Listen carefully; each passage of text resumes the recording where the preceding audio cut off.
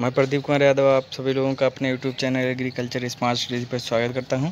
आज मैं बताऊंगा कल्टीवेशन ऑफ जैस्मीन के बारे में, जो कि हॉर्टिकल्चर सेक्शन ऑफिसर के एग्ज़ाम के व्यू से बहुत ही महत्वपूर्ण है। चलिए अब बात करते हैं बोटेनिकल नेम। बोटेनिकल नेम इसका क्या होता है? बोटेनिकल नेम होता है जैस्मीन सिम्बेक होता है। क्या होता है? जैस्मीन सिम्बेक। जैसा कि आप लोगों ने देखो ये पोर्ट में दिखाया है हमने, जैस्मीन का फ्लावर है। ये पौधा फ्लावर कैसा होता है आप देख लीजिए इसको ध्यान से।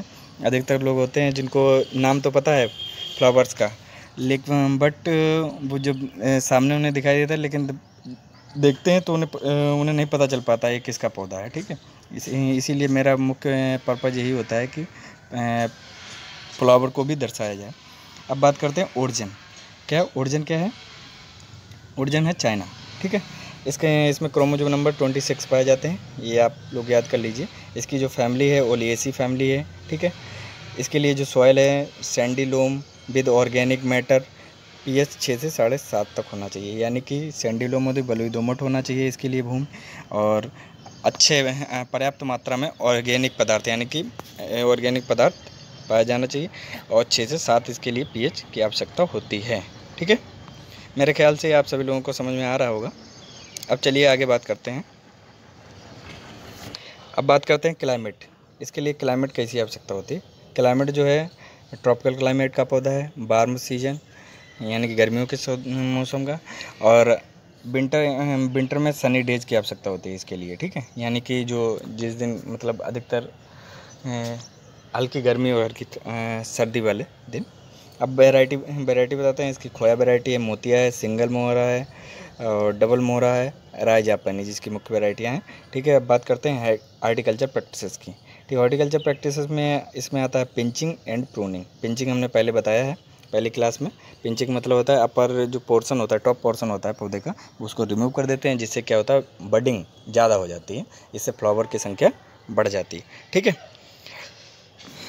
मेरे ख्याल से ये समझ में आ रहा होगा। अब प्रोपागेशन मेथड की बात करते हैं। प्रोपागेशन मेथड है इसमें stem cutting and ground layering, 2 type से करते हैं, stem cutting and ground layering. ठीक है, अब बात करते हैं प्लांटिंग सीजन एंड स्पेसिंग की। प्लांटिंग स्पेसिंग क्या है? 1.2 इंटू 1.2 मीटर। ठीक है, 1.2 इंटू 2 मीटर। इसके लिए जो प्लांटिंग सीजन है सबसे सूटेबल टाइम है जनवरी टू जुलाई में इसकी प्लांटिंग करना चाहिए। ठीक है, इसके लिए फर्टिलाइजर डोज है 10 kg FIM plant per year, यानी कि वेल डिकम्पोज जो गोबर की खाद है उसको 10 kg पर प्लांट पर ईयर 1 साल में देना चाहिए। ठीक है, जिससे कि पौधे की बढ़वार और पूर्णतया वेजिटेशन हो सके। ठीक है, अब बात करते हैं NPK। इसमें NPK की कितनी आवश्यकता होती है? 100 kg नाइट्रोजन की आवश्यकता होती है, 150 kg फास्फोरस की आवश्यकता होती है, 100 kg पोटेशियम की आवश्यकता होती है पर प्लांट पर ईयर। ठीक है, इसको याद कर लीजिए। अब बात करते हैं मैच्योरिटी टाइम। मैच्योरिटी इसमें होता है फ्लावर स्टार्ट सेकेंड ईयर, यानी कि दूसरे साल से फ्लावर स्टार्ट हो जाते हैं, और ठीक है फ्लावर आना स्टार्ट हो जाते हैं। अब बात करते हैं हार्वेस्टिंग। हार्वेस्टिंग कहते हैं फुली डेवलप होना चाहिए फ्लावर, यानी open flower are harvested between the, और फुली डेवलप होना चाहिए तब फूल की तुड़ाई करना चाहिए। मुख्यतः है 6 से 8 बजे सुबह ही तुड़ाई करना अच्छा रहता है। ठीक है, अब बात करते हैं ईल्ड। इसके लिए इसकी ईल्ड कितनी होती है? 7 से 8 टन फ्लावर प्रति हेक्टेयर ईल्ड होती है। ठीक है, इसको याद कर लीजिए, एग्जाम में पूछा जा सकता है।